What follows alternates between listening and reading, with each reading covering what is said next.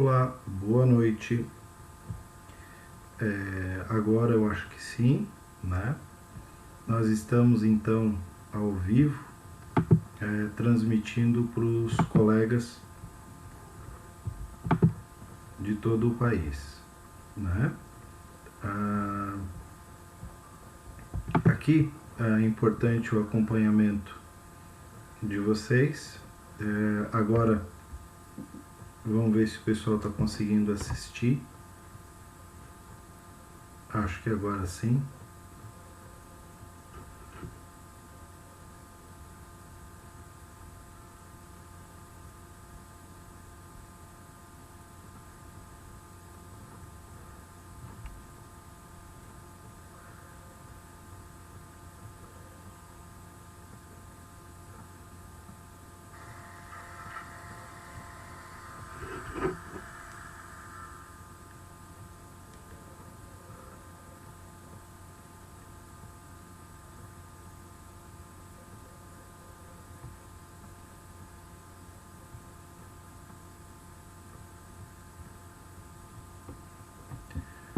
Pessoal, agora sim, tá?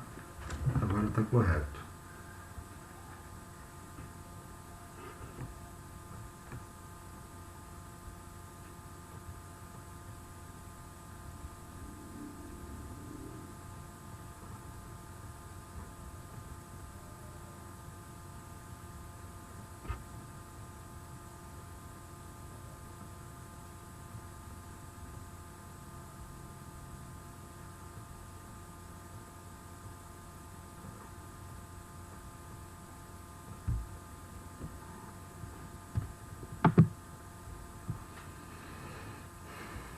Muito bem. Então, estamos aí transmitindo ao vivo. Eu vou fazer a introdução. Eu estou me adaptando aqui. Eu estou com um computador que não é o meu, então tem algumas coisinhas que eu ainda estou aprendendo aqui a lidar até que eu me ajuste, tá?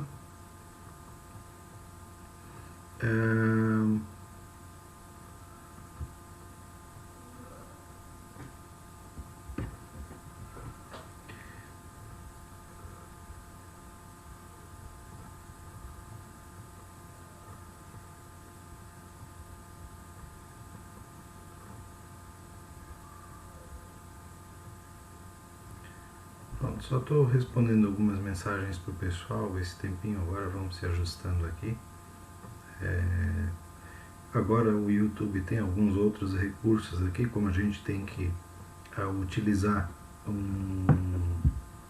uma outra ferramenta para poder fazer o streaming, então acaba que a gente vai se ajustando com um novo modelo. Enfim, tem umas novas funcionalidades e também mais um monte de coisa que tem que aprender a fazer.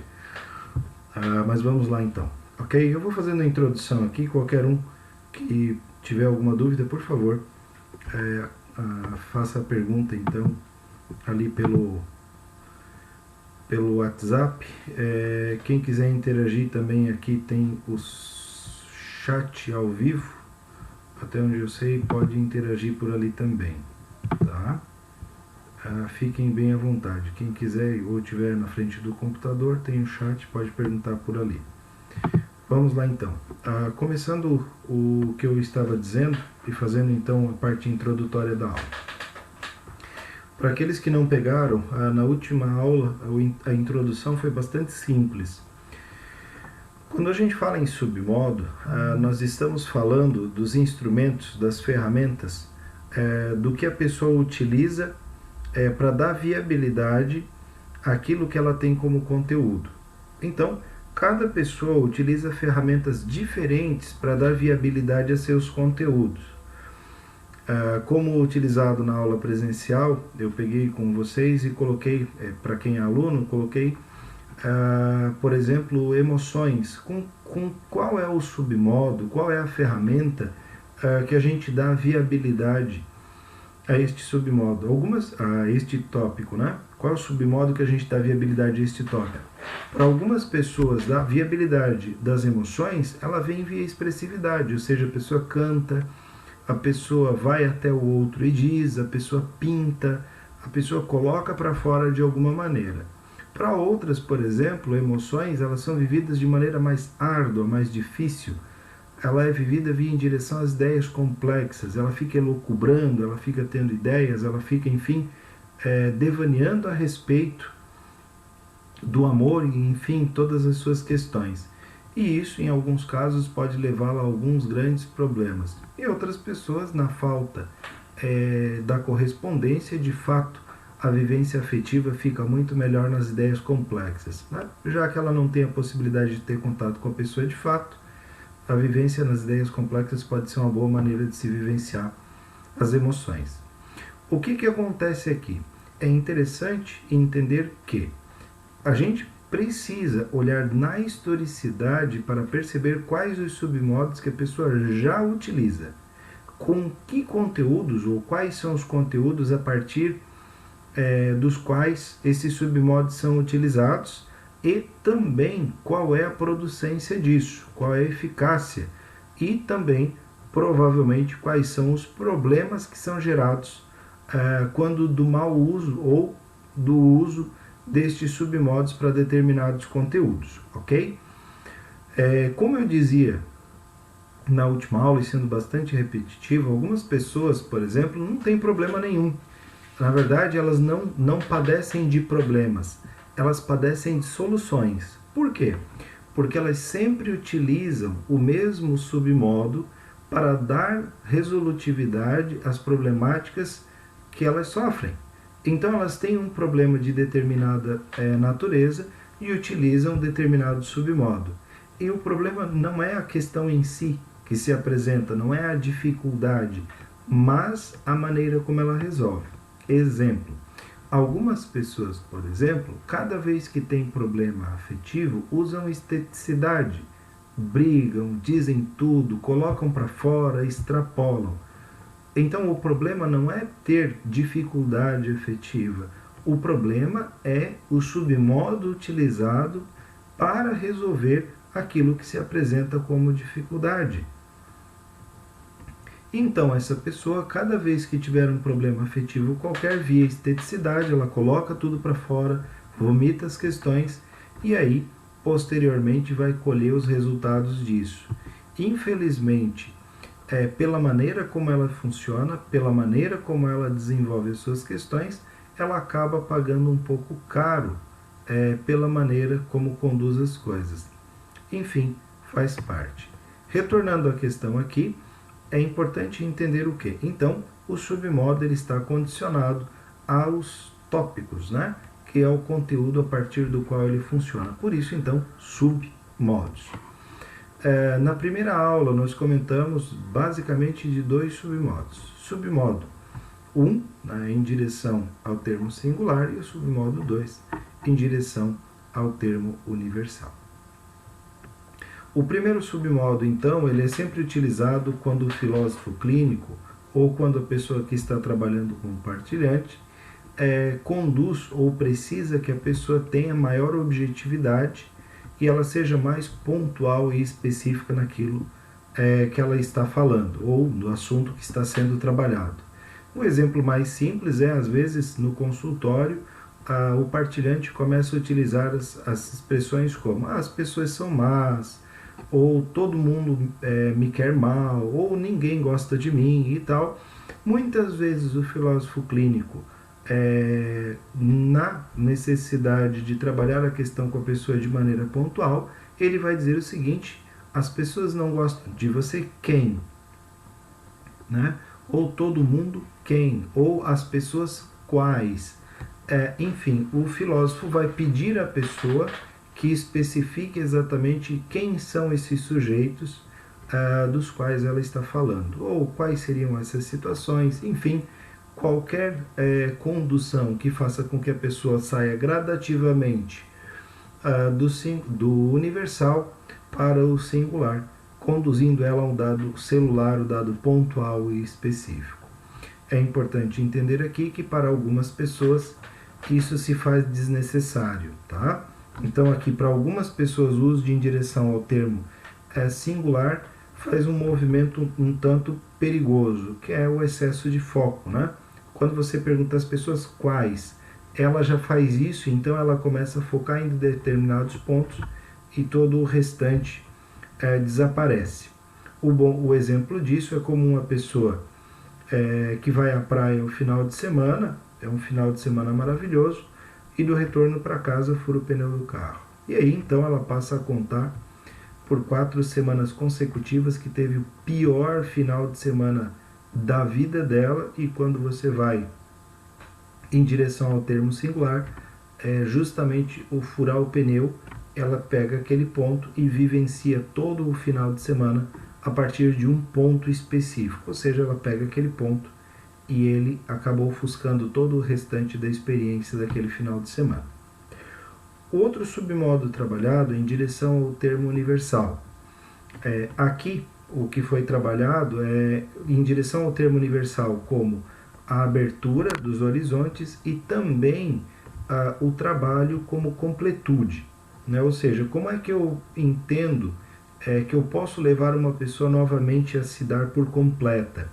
Falando de pessoas, por exemplo, que quebraram, pessoas que perderam um membro e se sentem quebradas, alijadas, pessoas que quebraram uma empresa, pessoas que quebraram um relacionamento, perderam um filho. Sempre que a gente estiver trabalhando com alguém que teve qualquer tipo de perda, no sentido de a partir de então se sentir incompleta, né? Nós estamos falando então aí de uma pessoa com a qual nós podemos utilizar o submodo em direção ao termo universal como forma de trazê-la novamente à completude, ok? O X da questão aqui é você ir até a historicidade da pessoa e entender qual ou quais são as expressões que levam ela de dados pontuais e específicos aos elementos universais, e inclusive aqui entender como é que ela vem a se tornar novamente completa, ou seja, como é que nós levamos a pessoa à completude.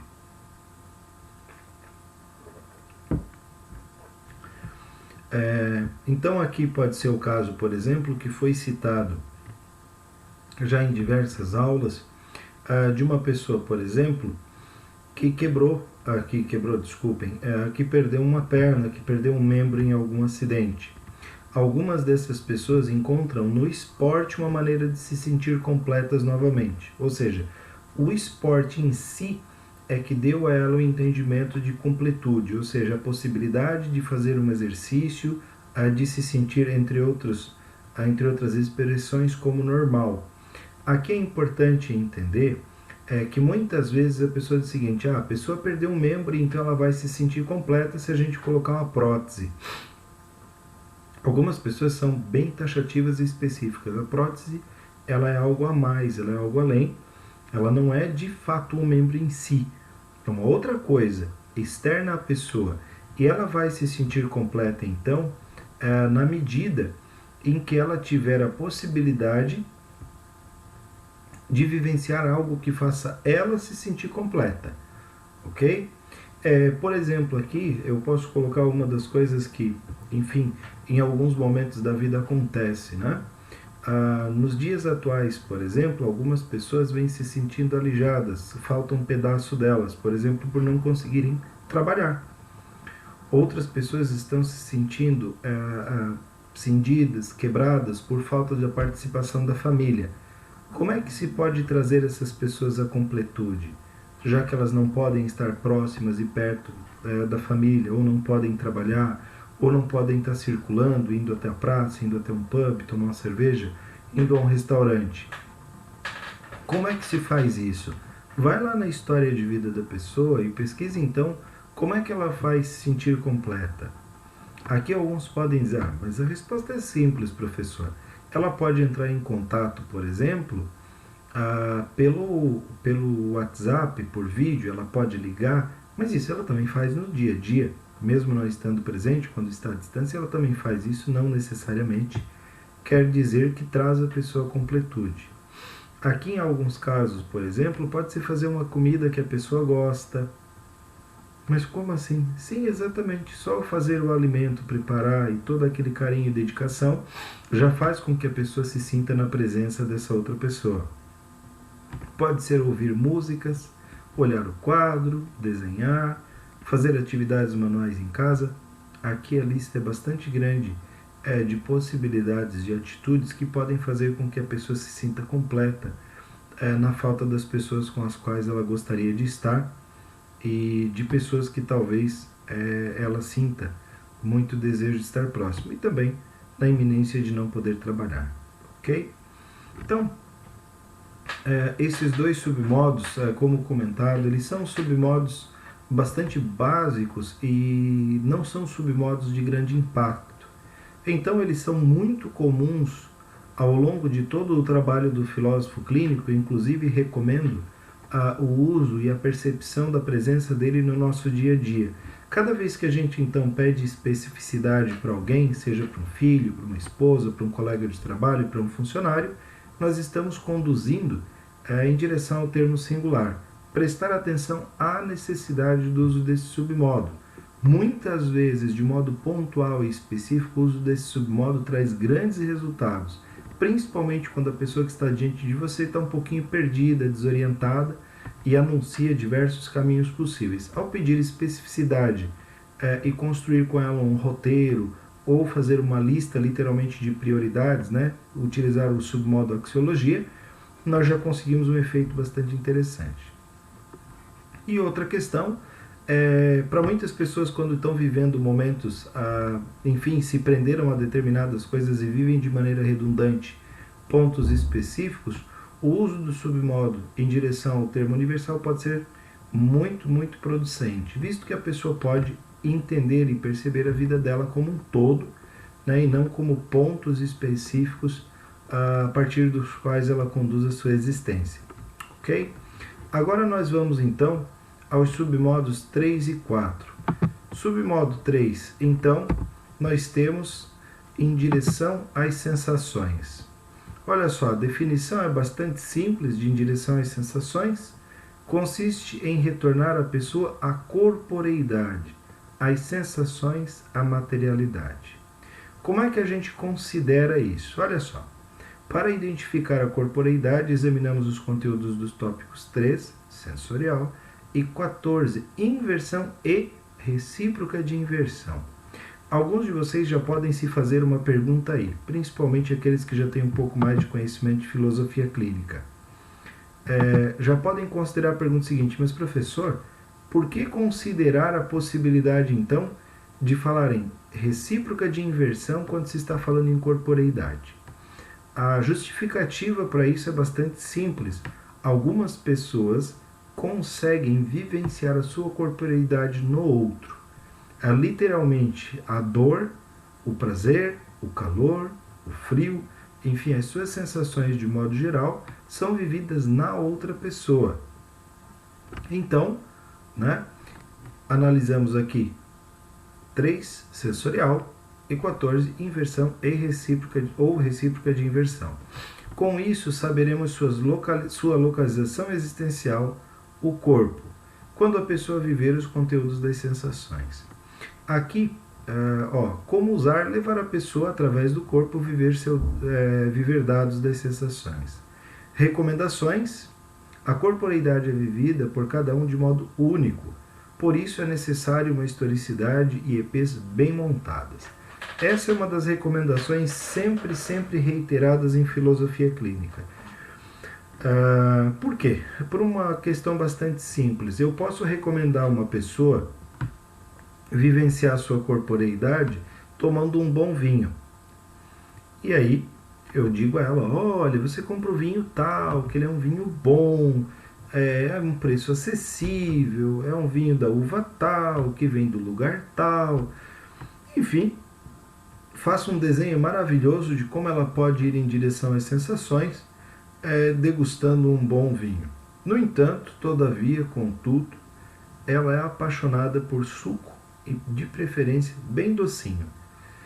Enfim, recomendei a pessoa vivenciar a corporeidade de uma maneira que não faz sentido a ela. Então, novamente aqui, a recomendação é: qualquer movimento existencial que for recomendado dentro da clínica, ou inclusive por cada um de nós no dia a dia, é preciso que nós tenhamos como base a historicidade da pessoa.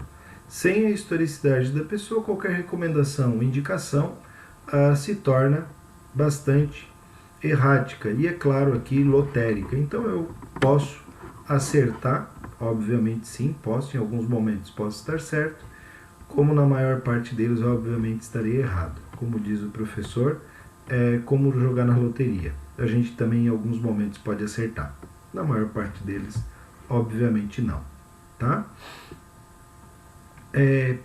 Aqui eu quero fazer um comentário que eu acho bastante importante, que talvez apareça nos slides seguintes e eu retome esse assunto, mas eu acho importante fazer aqui, que é onde já estão as definições. Por que é interessante identificar a corporeidade da pessoa? Vamos lá, se eu quero levar a pessoa em direção às sensações, eu primeiro preciso saber onde está o corpo dela. Sem entender onde é que está o corpo, eu não tenho como saber como ela vive a corporeidade, ok? Quando eu identifico o corpo da pessoa, eu posso identificar o corpo dela em diversos lugares. Eu sei que parece estranho, já comentei isso em outras aulas, para algumas pessoas falar em vivenciar a corporeidade em outro lugar que não este aqui, onde está, né, a carne e ossos, enfim, parece bastante estranho, esquisito e inclusive pouco possível. No entanto, para muitas pessoas a vivência da corporeidade passa de fato por outras questões. Algumas pessoas vão vivenciar o seu corpo no seu veículo. O carro delas, propriamente dito, falando aquele de lata e borracha e plástico, enfim, e outras coisas mais, é lá onde ela vive o corpo dela. Então é lá onde dói, é lá onde está o calor, o frio, enfim, as estações do ano e as suas mudanças, a chuva e o sol. Outras pessoas vivenciam sua corporeidade no seu jardim, outras pessoas vivenciam sua corporeidade na sua empresa, outras pessoas vivenciam sua corporeidade nos seus escritos e assim por diante, tá? Então, é importante que a gente entenda isso. E alguns podem dizer ou pensar, tá, professor, mas essas histórias parecem muito legais, muito interessantes, mas todo mundo tem esse corpo aqui, a corporeidade é vivida aqui, né? Então, esse corpinho de carne e ossos aqui. Lamento dizer, mas infelizmente não é bem assim que acontece. Usualmente no trabalho organizacional, né, feito por mim e pelo Beto, a gente acaba encontrando pessoas que vivem a sua corporeidade muito distante do próprio corpo. Alguns empresários trabalham pesado, muitas horas por dia, bastante cansados às vezes. Nós encontramos muitas vezes o corpo deles na família. Eles vivenciam o calor, o frio, a chuva, o sol, o prazer ou desprazer quando estão em casa com a família. Fora destes ambientes, não há corporeidade. Eles são de maneira bastante simples, um corpo que serve apenas como geolocalização, né, como referência, enfim, quase como georreferência, né? No caso aqui, são pessoas que vão para as ideias e o corpo fica para trás e elas vivem o corpo em momentos bastante pontuais, ok? É interessante refletir aqui para cada um de vocês como é que funciona a vivência do corpo, como é que vocês consideram e vivenciam a corporeidade, tá? Alguns de vocês talvez vivenciam a corporeidade na família, outros no carro, outros no jardim, outros nos livros e assim por diante.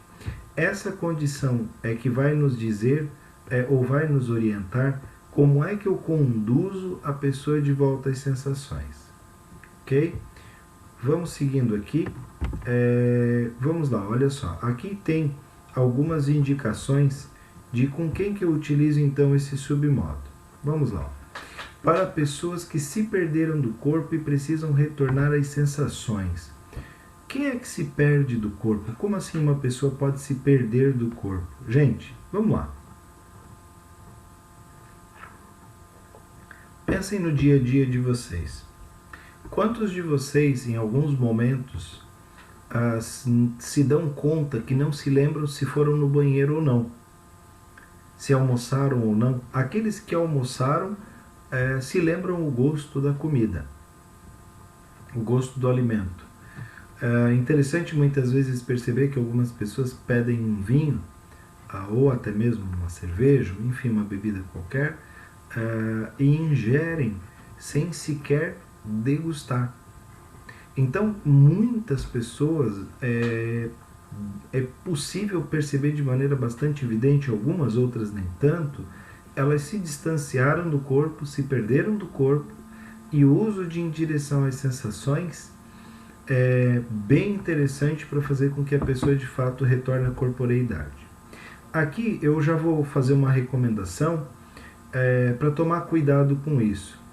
Imagina que você é um veículo, eu sei, as minhas comparações às vezes são um pouco estranhas, mas é apenas uma maneira de justificar o que eu vou dizer logo adiante.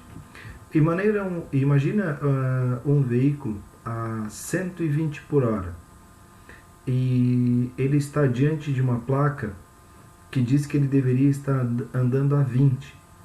Qual é a possibilidade de você reduzir de 120 para 20 km por hora em um momento específico e exato? A resposta é simples, não dá. Não é viável, isso não vai acontecer. É preciso um espaço e tempo para que isso aconteça. O mesmo aqui é necessário ter o entendimento. Quanto mais distante a pessoa estiver da sua corporeidade, mais tempo, né, e maior a gradação é preciso para que isso aconteça. O que eu quero dizer? Aqui é preciso um passo a passo, de coisas menos sensoriais para coisas mais sensoriais. Literalmente falando numa gradação. Ou seja, eu vou fazendo uma escadinha e vou descendo da minha cabeça lá nas nuvens até eu chegar aqui no chão, onde eu vou vivenciar a minha corporeidade. Isso, obviamente, para cada um é diferente. Se você pegar pela historicidade, a pessoa consegue fazer essa gradação. Tá? Então, esse submodo é indicado para estas pessoas. Como é que se faz isso? Muito simples. Para algumas pessoas, fazê-las ir em direção às sensações é você entregar uma goiaba, que inclusive está na época, aqui no sul. Você entrega uma goiaba para ela muito rapidamente, utilizando termos agendados, enfim, interseção de EPs, deslocamento longo e outros tópicos, ela desce e vai em direção às sensações. Morde a goiaba e diz, nossa, que gosto bom, e ela retorna à corporeidade dela. Só que aqui é interessante entender se a goiaba de fato faz sentido a elas. Para outras pessoas, por exemplo, pode ser uva, que também é uma fruta que está na época, né, que está no período aqui para a gente. Se bem que hoje em dia os mercados têm praticamente de tudo, né? Então é interessante ver quais são os elementos que trazem a pessoa de volta ao corpo e como é que a gente vai fazer essa escalada, como é que a gente vai fazer esse movimento. Uma outra situação que é bem comum de acontecer, e isso eu percebo muito em consultório quando trabalho com pessoas do ambiente organizacional. Muitas pessoas no dia a dia vieram da roça ou vieram de moradia que na antiguidade, né, moravam em casas baixas, tinham um quintal para brincar, árvore para subir, iam à praia no final de semana, andavam de bicicleta, ralavam o joelho, ficavam ao ar livre tomando um vento, ficavam no final da tarde conversando com os coleguinhas sentados na frente de casa, observando o movimento da rua. E nos dias de hoje não fazem mais essas coisas. Trabalho, casa, casa, trabalho, trabalho, casa, casa, trabalho. Se distanciaram literalmente dessa corporeidade. E aí, muitas vezes tem episódios ansiolíticos, em alguns casos evoluindo até para chamada síndrome do pânico. Que é o quê? É um distanciamento óbvio de elementos sensórios, ou seja, a pessoa acaba se distanciando demais do corpo, vai para ideias complexas e lá todos os monstrinhos são possíveis, ok? Uma outra consideração aqui conduzindo já para a segunda indicação. Para pessoas que sofreram problemas mentais severos de cunhos dissociativos, Na nossa sociedade hoje isso anda bastante complicado, porque não temos, em muitos casos, oportunidade de trabalhar com pessoas que sofreram problemas mentais severos, porque boa parte delas são internadas. Em outros casos, quando a pessoa passa por problemas mentais severos de cunho dissociativo, usualmente são utilizadas medicações pesadas para trazer a pessoa de volta ao chão. Muitas vezes eu comento com partilhantes, inclusive em aulas, boa parte dos psicotrópicos utilizados pela psiquiatria tem como objetivo trazer de fato a pessoa à corporeidade, a vivenciar o corpo. E aí ela se sente lenta, e aí ela sente dor de barriga, e aí ela sente isso e aquele outro. Na verdade ela não está fazendo nada mais do que perceber o corpo que até então tinha ficado de lado aí por tanto tempo. Então, quando a gente vai trabalhar com essas pessoas, de fato, uma das maneiras de fazer é trazê-la de volta ao corpo. Claro, aqui seguindo todas as mesmas recomendações anteriores. Vai-se a historicidade da pessoa, entende como ela vive as sensações, você vai catando ali aos poucos, via historicidade, os elementos a partir dos quais ela vivencia o corpo e onde ela o faz, e você de fato, e aí depois você gradativamente vai trazendo ela para o corpo. Uma terceira sugestão é ajuste. Algumas pessoas vivem muito mal a materialidade, as queixas são sensoriais. Aqui são pessoas que se queixam de muito calor, ou de muito frio, ou do gosto das coisas, ou de um desconforto físico quase que constante. Uma das coisas que é interessante aqui, e até um exercício, pode ser que na sequência isso se repita, e eu retome de outra maneira. Mas uma das maneiras de fazer isso é quando você vive mal a materialidade, é um exercício bem prático, entre os quais, por exemplo, você pode fazer no banho.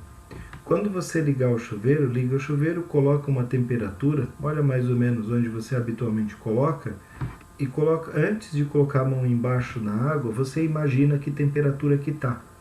Literalmente, você imagina se está muito quente, se está muito frio, se está agradável, coloca a mão e diz, opa, está fora daquilo que eu tinha imaginado. Então, faz mais um ajuste na água, novamente coloca, para ir ajustando o que você pensa com o que você sente. Outro ajuste que pode ser feito, por exemplo, é com o café. Você fazer imaginar qual é o gosto que vai ter esse café e quando você colocá-lo na boca, se esse gosto que você imaginou que ele teria é o gosto que ele tem. E vai aos poucos fazendo esse ajuste. Pode ser, enfim, elemento ou uma ou outra sensação, ao invés de ser a água do chuveiro, você pode fazer com o peso de alguma coisa, você pegar e imaginar qual é o peso, por exemplo, que tem um copo de água, e antes de pegar você imagina qual é o peso que ele tem e vai ajustando.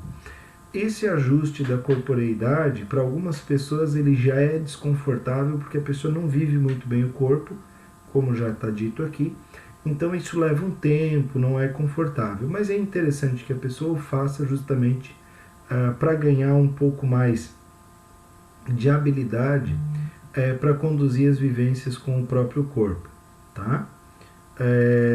Então, aqui esse cuidado ele é válido, tá? Dando sequência aqui, vamos lá então.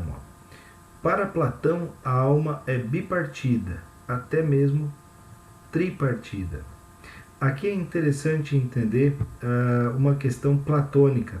Nós temos um elemento aqui, Platão trabalhava as coisas em duas dimensões, né? A corpórea e a ideia, né? E a mental, ou seja, a física e a abstrata. A condução de Platão, quando ele coloca que nós temos um corpo e nós vivemos esse corpo, ele pontua de uma maneira como o corpo sendo o desconforto, como sendo algo ruim. Olha que interessante. E aí ele diz o seguinte, nós temos que superar o corpo, né, temos que ir para além do corpo, para as ideias, e quando a gente tiver superado o corpo e a vivência for em prol daquilo que de fato está lá nas ideias, então aí sim nós estaremos vivenciando o corpo, estaremos vivendo da maneira correta. Platão, né? Aristóteles, ele já diz, não. O corpo está aí, o nosso corpo funciona assim, assim, assim, e tudo aquilo que nós vivemos a partir do nosso corpo. Vejam. Uma visão um pouco diferente, né? Os nossos dois mestres. Olha só. Para Aristóteles, o corpo e a alma são um todo, um conjunto. Que é o que eu acabei de pontuar. Para ele, nós vivemos tudo de uma maneira só. Mas aqui a questão que fica é o seguinte: se pensar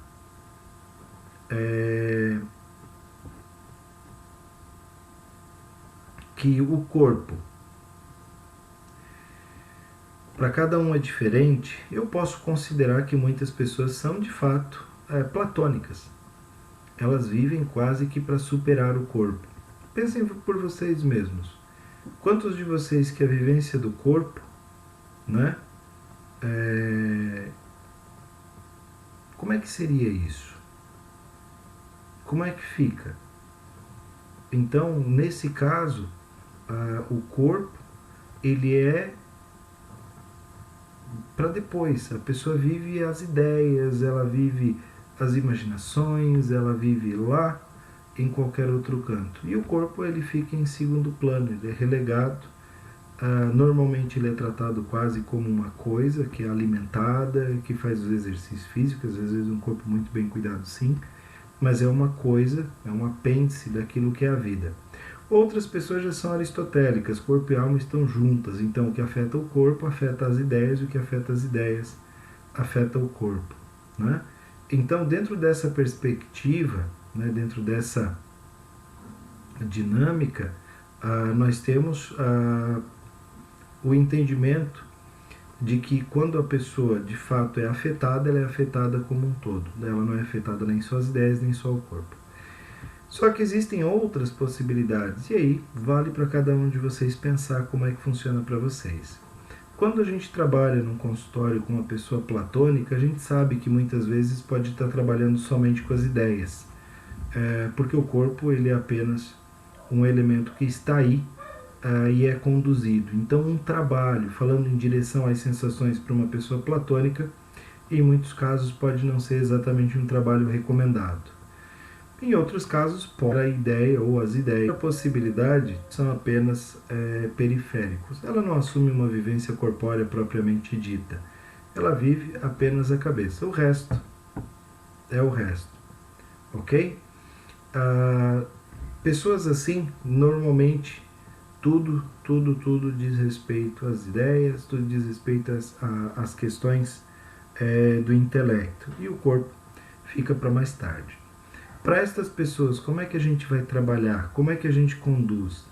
Aqui a resposta é sempre muito simples. Vai à história de vida, busca na história dela como é que ela era lá na infância, quais eram as sensações que ela vivia, quais sensações traziam ela de volta à corporeidade, ou faziam vivê-la a corporeidade de maneira ampla, né? De maneira completa. Então, a partir destes elementos, se traz a pessoa de volta à corporeidade. Para alguns era andar de bicicleta, para outros era subir na árvore, para outros era comer fruta de época. Para cada um vai ser totalmente diferente. Para alguns era se sentar no sofá, ver um bom filme e comer pipoca. Então, a condução da pessoa de volta à corporeidade, sendo bem repetitivo, ela é feita a partir da historicidade da pessoa.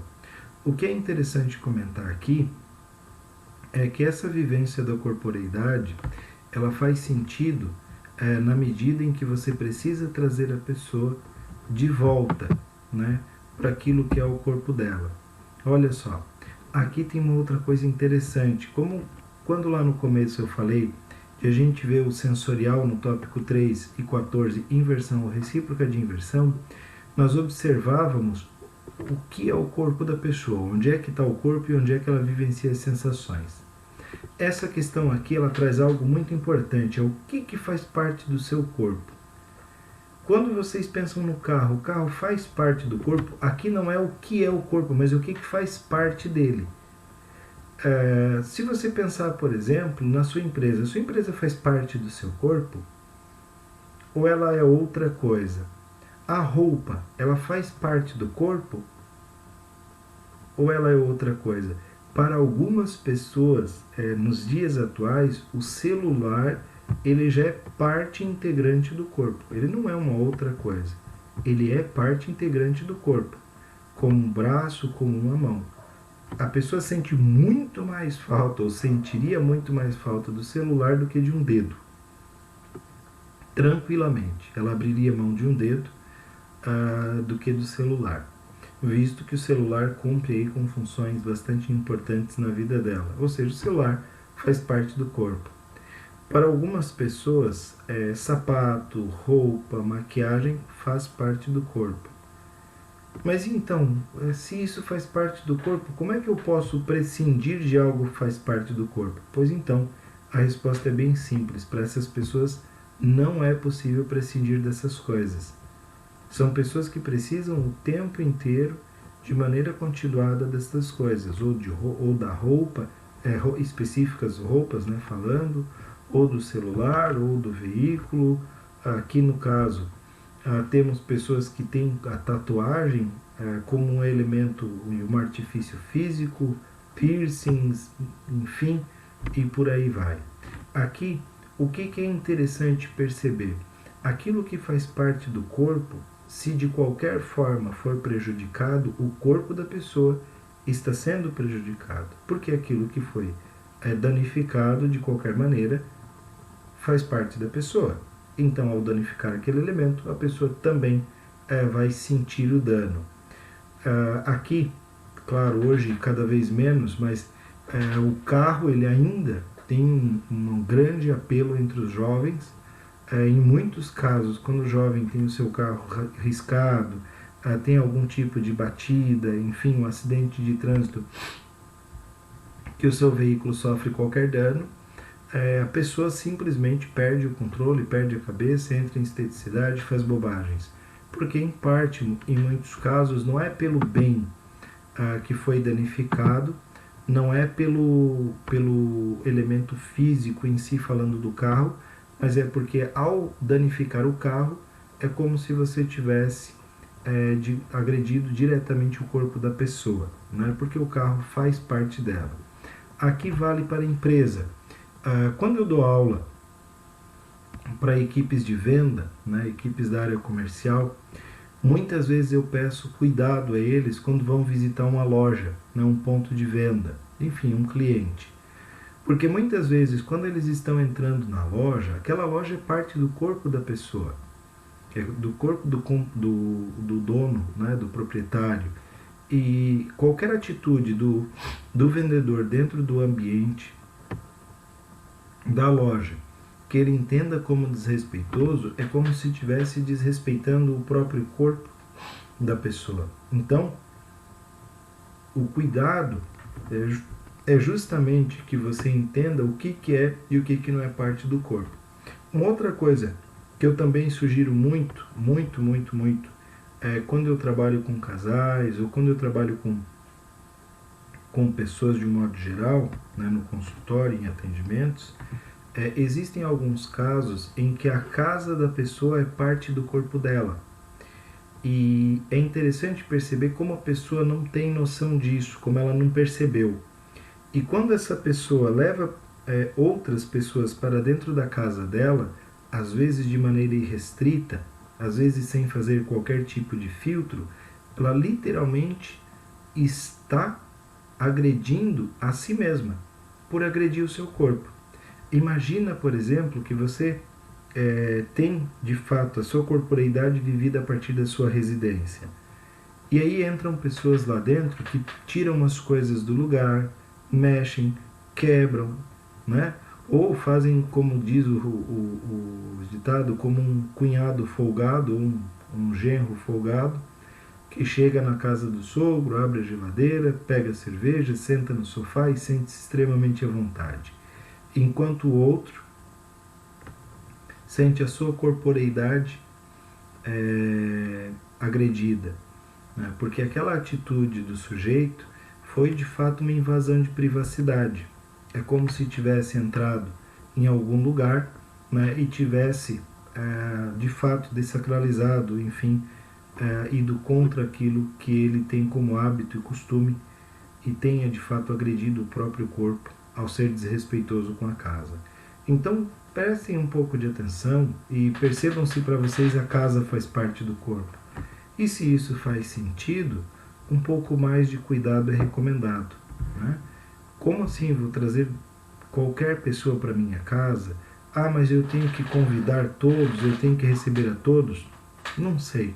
Não sei se é exatamente isso recomendado. Ok? Então, um pouco de cuidado com isso é bastante importante, tá?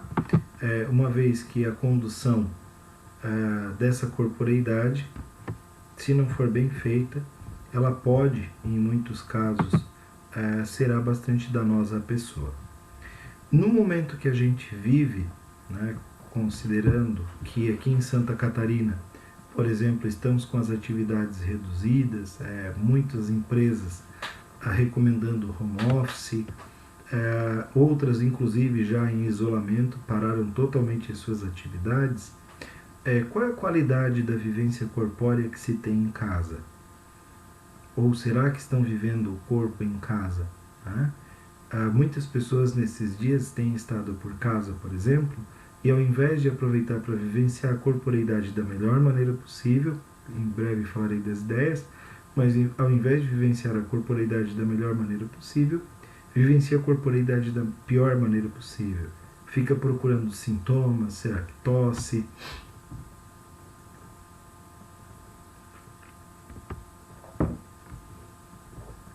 Será que fechou a garganta? Será que é uma dor disso? Será que é uma dor de aquilo?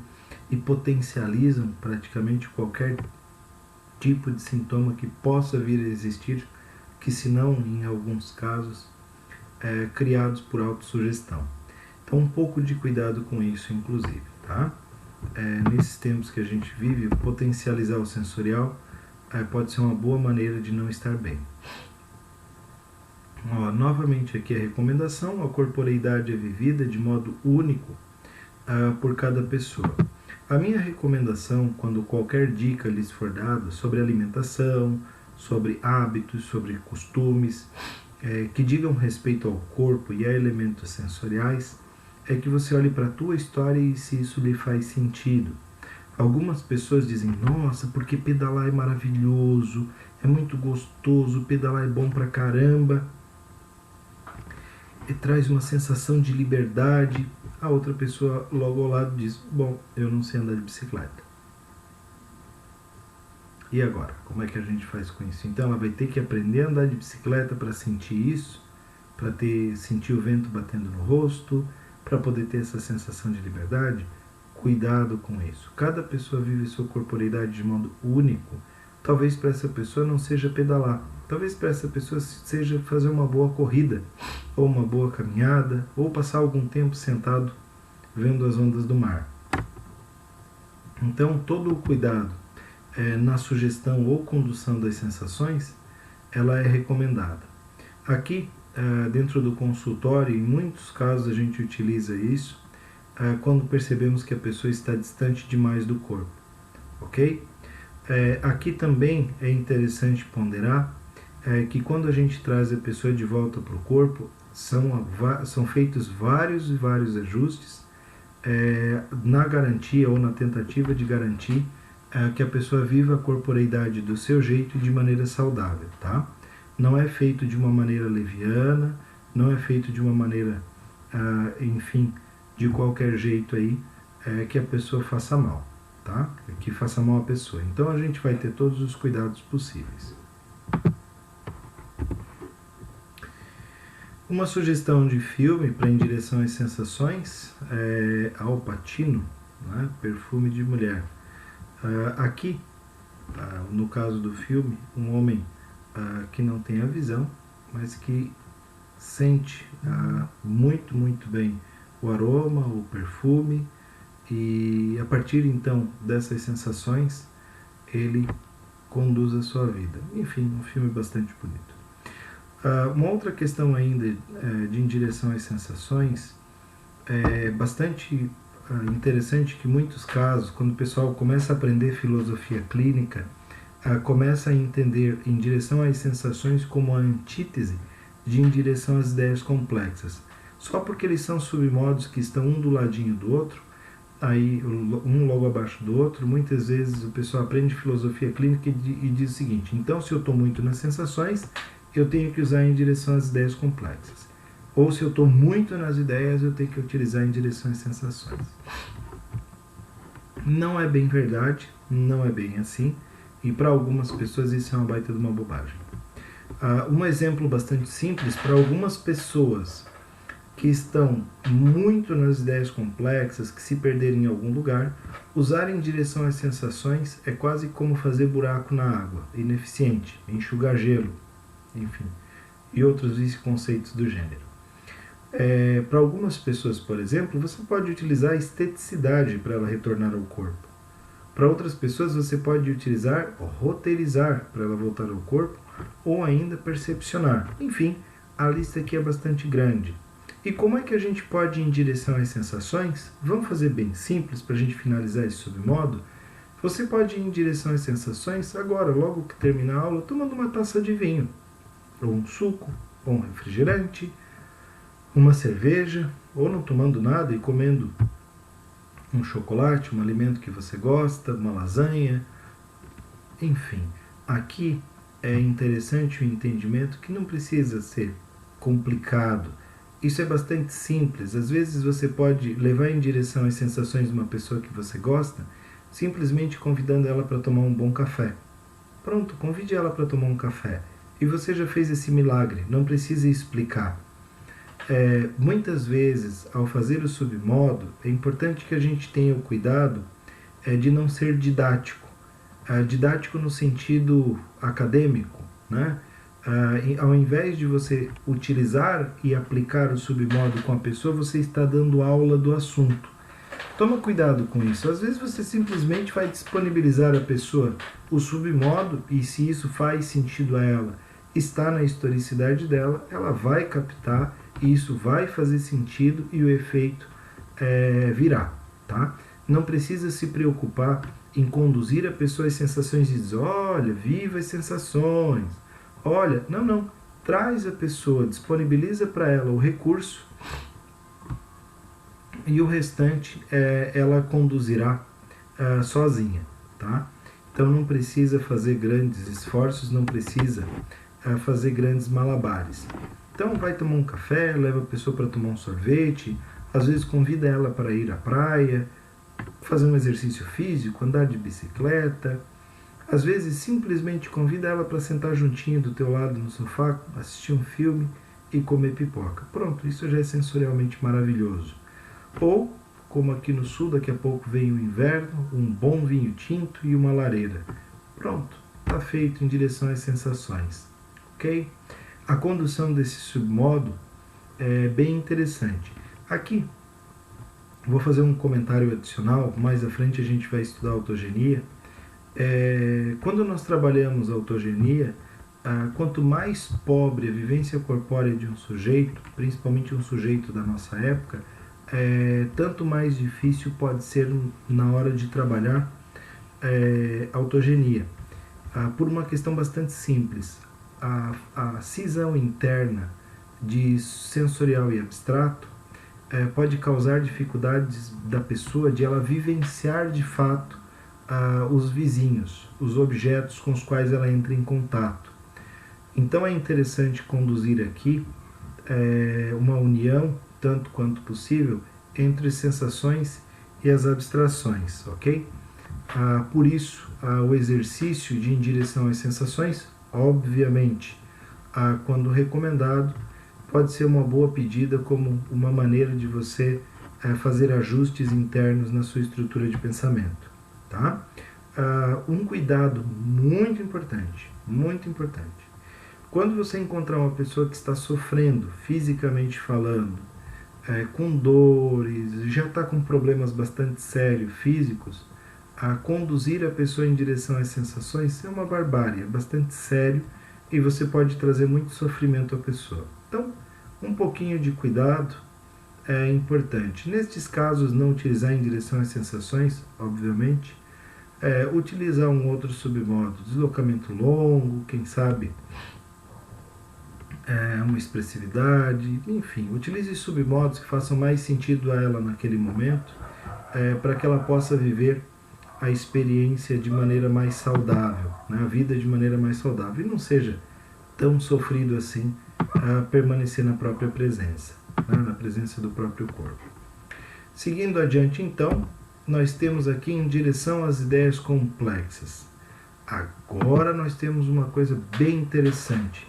Esse aqui, para muitas pessoas com as quais eu trabalho, em muitos lugares por onde a gente passa, dentro do ambiente organizacional inclusive, é um submodo bastante comum de você ver o uso. Por quê? Entre outras características, né, eu já vou ler a definição, mas entre outras características, o básico dele é distanciar-se do corpo derivando uma ideia das outras, né? Olha só, definição: derivar das ideias antecedentes de modo adaptado à singularidade da pessoa, novas ideias subsequentes e consequentes, que darão uma diretriz de resolução à pessoa, tão satisfatória quanto for possível. Como identificar? Na história aparecerão expressões como viajando na maionese, pirando na batatinha, delirando, etc. Como usar? Após identificarmos a simbologia da pessoa, começamos a fazer o processo de derivação com ela. Aqui, essa questão de depois de identificar a simbologia, bastante simples, porque na verdade aqui o que se quer dizer com isso nós precisamos identificar qual é o caminho que a pessoa percorre para sair de uma ideia e avançar para as novas, ok? Tomar cuidado ao usar esses submodos com usuários de entorpecentes e pessoas com tendência à alienação.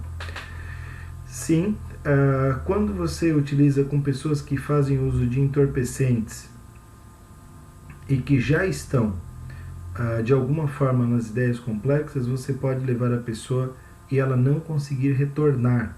Aqui tem uma questão interessante, é que quando você fizer um movimento de levar a pessoa às ideias complexas, é interessante tomar o cuidado para trazê-la de volta. Algumas pessoas vão e não conseguem voltar, se perdem por lá. Tem um filme bastante,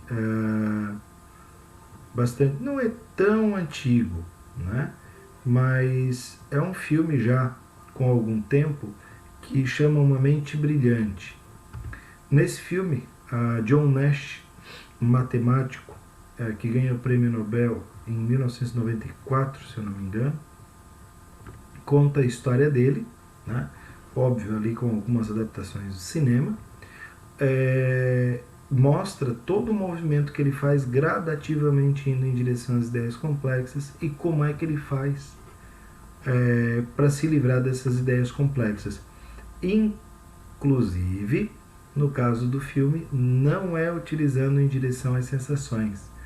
É interessante perceber que no filme ele consegue lidar com as ideias complexas, né, com esses elementos de imaginação, com argumentação derivada, ou seja, ele entende então que aquelas coisas não são reais e passa então a poder conviver com elas de uma maneira um pouco mais producente. Bom, como é que funciona isso aqui então? Vamos seguindo lá. Indicações para pessoas que vivem dores físicas muito intensas. Olha só, exatamente o que havia comentado anteriormente. Em casos de pessoas que vivem de maneira muito forte dores físicas, pode-se levar ela em direção às ideias complexas. Alguns já fazem isso automaticamente. Alguns se tornam filósofos, outros religiosos, outros, enfim, meditam, outros fazem dinâmicas das mais diversas, como uma maneira de afastar-se da corporeidade. Lembrando aqui que não é a única maneira, mas é uma das maneiras de se distanciar do corpo. Então, para se afastar do corpo, uma das maneiras é em direção às ideias complexas. Já vou explicar como é que faz isso, ok? Outra indicação para resolver questões que nas sensações não teriam como ser resolvidas. Que estranho. Como assim?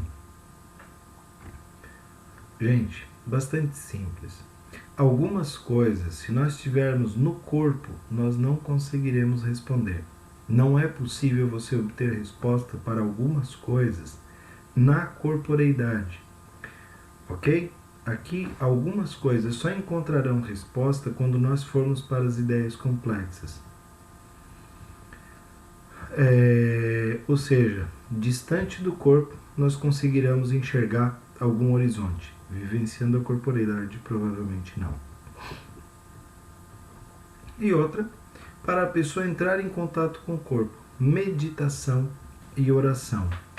Aqui, algumas pessoas, para poderem entrar em contato com o próprio corpo, podem precisar de subsídios. Subsídios estes, como, por exemplo, meditação. Ok? Para alguns de vocês, por exemplo, quem já fez meditação, a respiração, o controle, entrada e saída do ar, toda a dinâmica,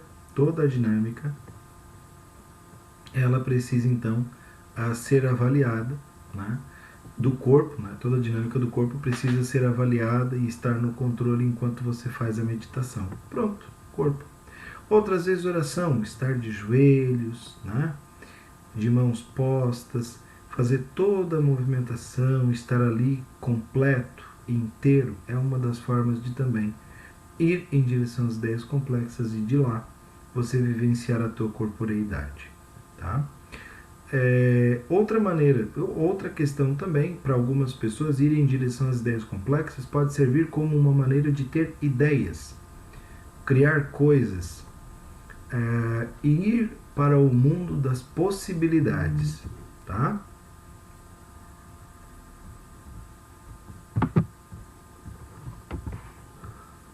Olha só, aqui em direção às ideias complexas, a sugestão do filme Uma Mente Brilhante, né? Como eu havia sugerido anteriormente. Aqui o que eu quero comentar com vocês ainda a respeito deste submodo é uma outra questão assim. O uso do submodo em direção às ideias complexas para muitas pessoas ele é bastante violento. Por quê? Algumas pessoas tendem a ir para as ideias complexas e, obviamente, como assim o é, se afastam demais dos elementos em si. Explico para vocês. Por exemplo, para alguns de vocês, principalmente nos momentos que nós vivemos, e também, obviamente, pelas incertezas que rondam este momento, começam a se fazer perguntas como: como é que será que vai ficar amanhã? Como é que será que vai ser na empresa? Quando as pessoas voltarem, será que todos estarão bem? Será que ninguém vai pegar esse vírus e vai acabar faltando depois? Como que nós vamos resolver o problema dos tributos? O governo vai ver, ele vai repensar como isso vai ficar. E o dinheiro que foi perdido? Como é que isso vai ser? Como é que isso vai ficar? No meu caso, por exemplo, eu sou autônomo, trabalho para mim mesmo. E as horas que eu perdi, eu vou ter como recuperar? E o tempo que foi, como é que vai ficar isso? Algumas pessoas vivem isso de maneira muito intensa e acabam se distanciando demais da realidade e começam a pensar em teorias e começam a pensar em coisas que no final das contas acabam desfazendo sofrer, ao invés de esperar, passar o momento e resolver cada coisa conforme elas se apresentarem. Aqui mais seguindo roteirizar, enfim, outras ferramentas. Ela começa em direção às ideias complexas. E amanhã e como é que vai ser, e depois a empresa, e depois o dinheiro, e depois os credores, e depois os impostos, e depois o mercado como é que vai ficar, e quem é que vai consumir, quem é que não vai consumir, pronto. Ela faz toda uma caminhada onde ela se distancia da realidade em si. Outras pessoas fazem em direção às ideias complexas quando elas entram em contato com a afetividade. Eu já vi isso acontecer em alguns casos, isso é muito interessante. A partir do momento em que a pessoa se apaixona por alguém, a primeira coisa que ela faz é começar a fazer planos das possibilidades daquilo que eles podem fazer e como essas coisas serão.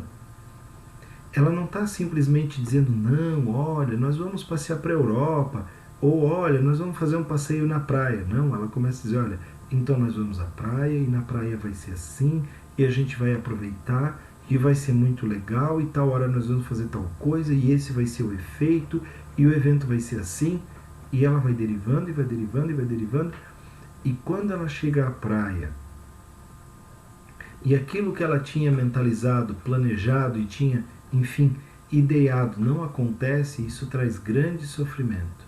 A pessoa sofre, ela tem, enfim, aqui fica profundamente magoada. E às vezes a pessoa que está ali na frente dela não entende absolutamente nada.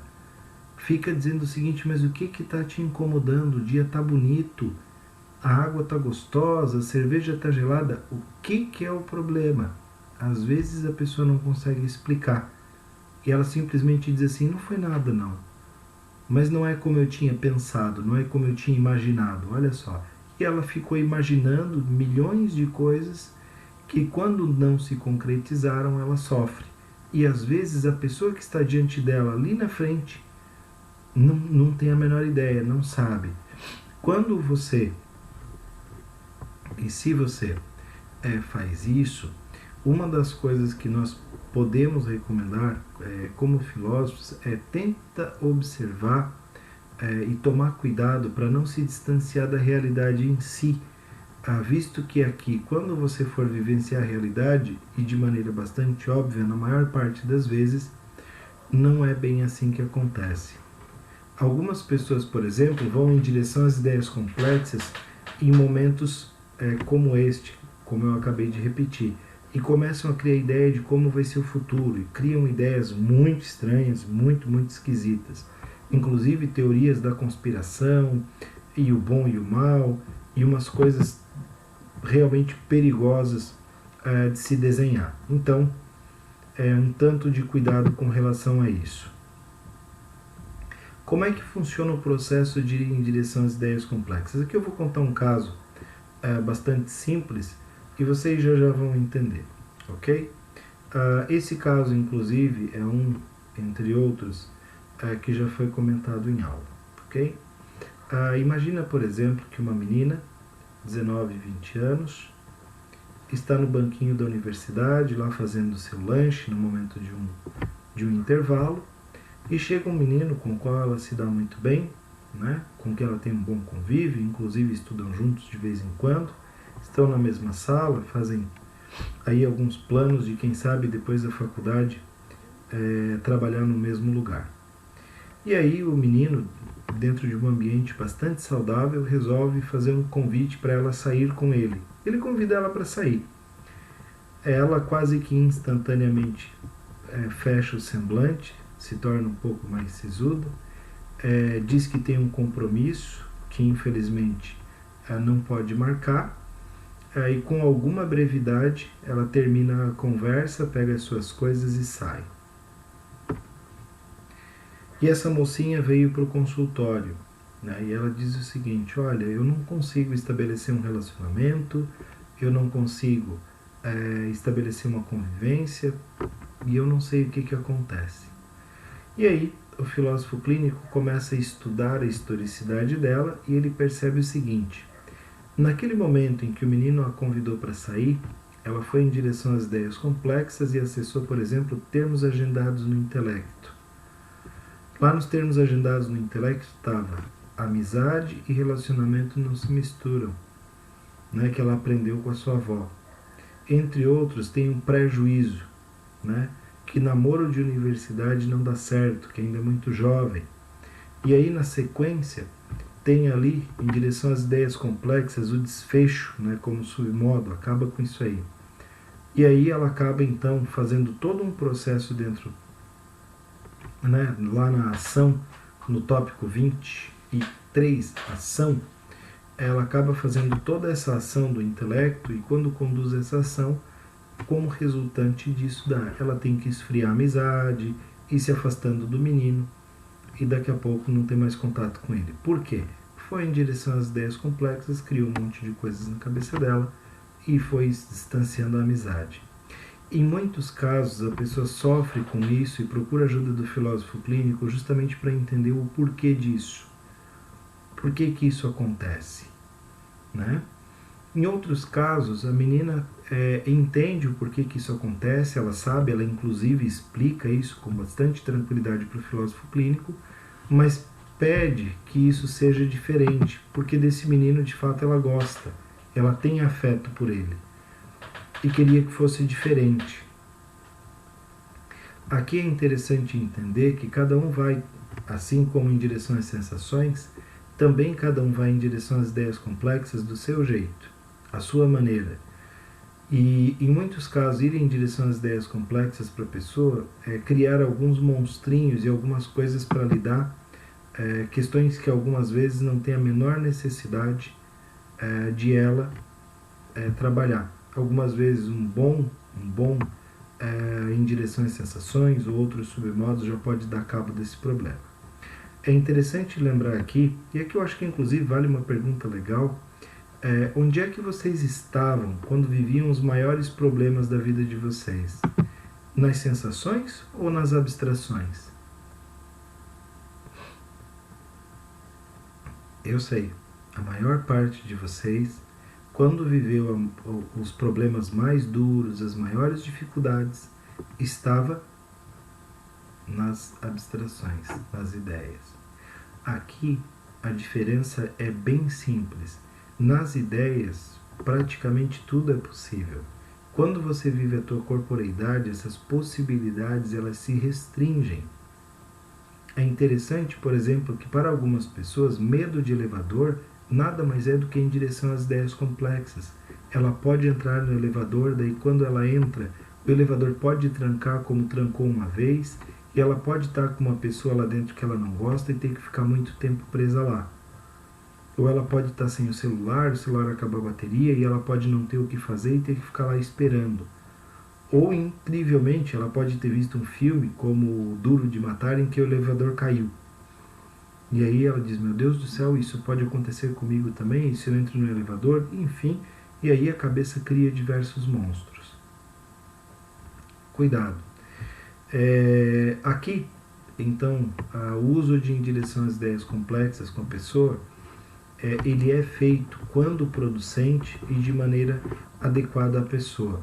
Em alguns casos, para levar em direção às ideias complexas, basta você pegar um papel e uma caneta e dizer o seguinte, vamos fazer um plano, vamos conversar um pouco sobre uma ideia que eu tenho aqui, vem cá, senta aqui, eu tenho uma ideia para a gente bater um papo e desenvolver um pouco melhor. Pronto, é uma boa pedida para você desenvolver uma boa ideia complexa.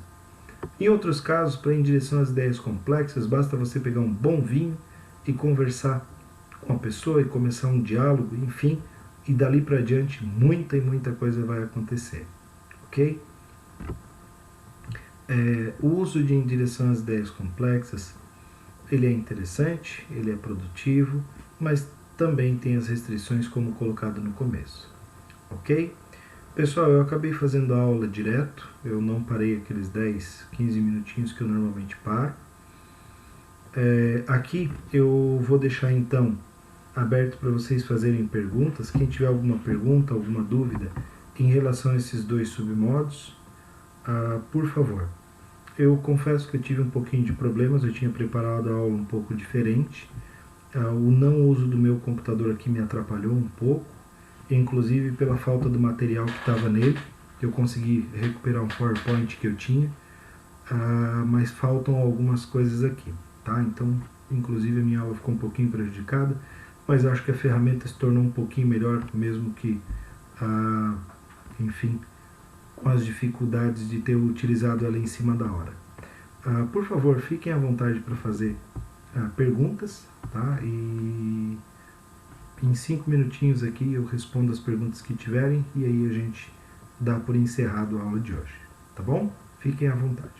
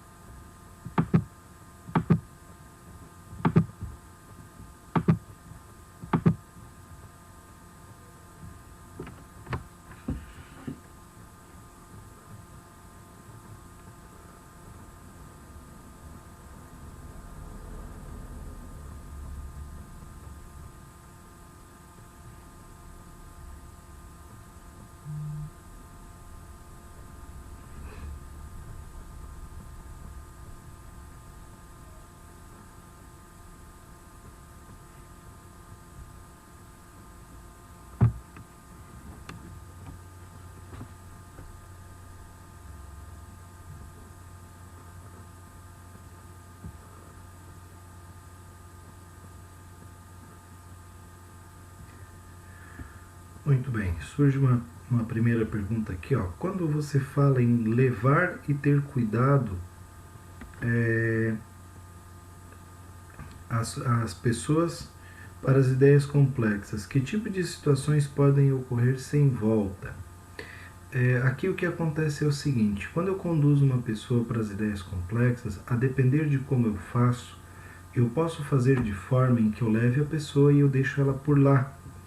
E aí, em muitos casos, esta distância da materialidade pode fazer com que ela entenda que tudo é possível. Eu vou dar um exemplo bastante simples e isso é feito com muita tranquilidade. Uma das coisas que aconteceu no Brasil nos últimos tempos foi a euforia do investimento. Qualquer dinheiro que você colocasse na bolsa de valores, por pior que fosse a ação, de uma maneira geral você estava ganhando dinheiro. A euforia econômica era grande, então se colocava dinheiro na bolsa de valores e quase de maneira automática você fazia multiplicação do seu patrimônio. No entanto, todavia, contudo, boa parte dessas pessoas que falavam disso enfatizavam o risco iminente de que, por qualquer motivo, em qualquer momento, isso poderia não só se tornar uma perda, como poderiam se tornar perdas bastante significativas. Aqui não estou querendo dizer que tem que fazer um discurso do apocalipse, para que a pessoa tenha noção dos riscos e tudo mais. Não, não é isso. Mas o que acontece? Muitas vezes você viu uma propaganda eufórica. Com R$1.000 eu fiz não sei quantos milhões, com não sei quanto eu fiz não sei quanto.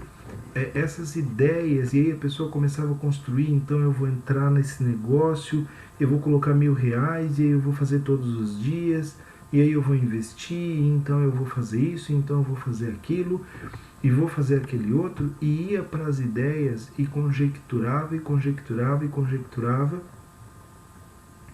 e ia lá e colocava o dinheiro na bolsa de valores. Detalhes bastante simples.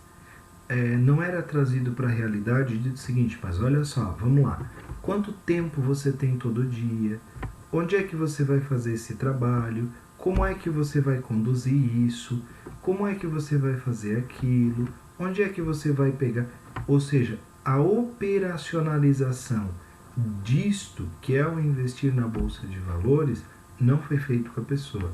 O que foi feito foi inserir na cabeça dela a possibilidade de que a partir de pouco dinheiro ela podia fazer muito. E aí então, lá nas ideias complexas, dentro da cabecinha dela, ela tornou esse mundo todo realidade.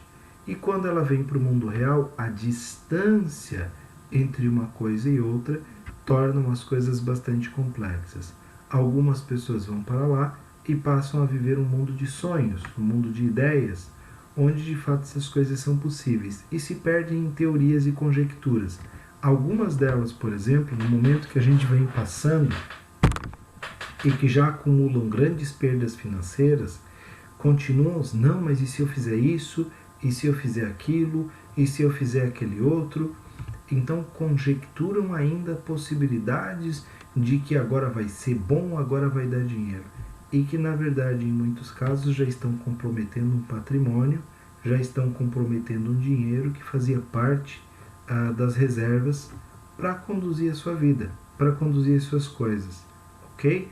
É importante então tomar cuidado que você leva a pessoa para as ideias complexas, sim, mas é importante trazê-la de volta e colocar os pezinhos dela na realidade. Para quê?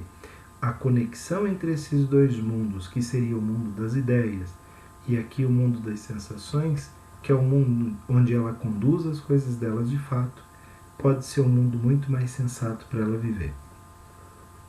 Aqui talvez não surja essa pergunta, mas eu acho que é importante responder. Tá, mas e para algumas pessoas não seria justamente ela viver nas ideias complexas o recomendado? A resposta é sim. Algumas pessoas têm no mundo das ideias o melhor dos mundos possíveis para viver. Infelizmente, para algumas pessoas a nossa realidade é muito dura, é uma realidade muito difícil, falando em realidade, óbvio, aqui para cada um, segundo a sua representação. Então, quando a gente conduz um trabalho em clínica, para algumas pessoas, a condução delas para as ideias complexas é justamente o melhor dos mundos possíveis. Lá nas ideias ela pode fazer, ela pode viver, ela pode conduzir bem longe disso que nós chamamos de realidade. E aí ela vai tocar a vida dela por lá. E algumas pessoas ainda vão dizer assim, nossa, mas vive longe da realidade, que coisa absurda. Para algumas pessoas o absurdo é o melhor lugar para se viver. E aqui não tem um lamento, muito pelo contrário, que bom que ela encontrou um lugar para viver. Lá no absurdo, no lá longe, nas ideias. Infelizmente, outros tantos preferem a dura realidade, né? Aqui quase como um masoquismo existencial, né? Como uma autopunição, a viver um pouco lá no mundo das ideias, da fantasia, né? Ou não necessariamente fantasia, mas lá no mundo distante daquilo que possa ser a nossa realidade ou sensorial. Ok? Vamos lá, mais alguma questão?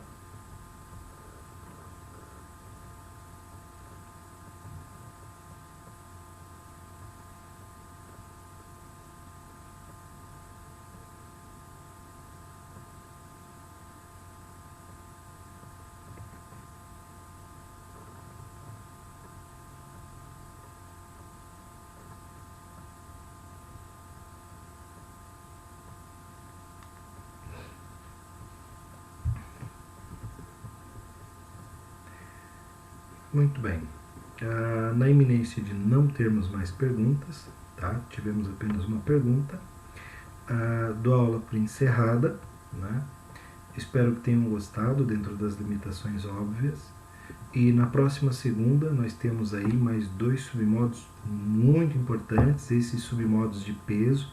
Estes submodos nós demoraremos no mínimo 2 horas para vê-los, que é aí esquema resolutivo e em direção ao desfecho.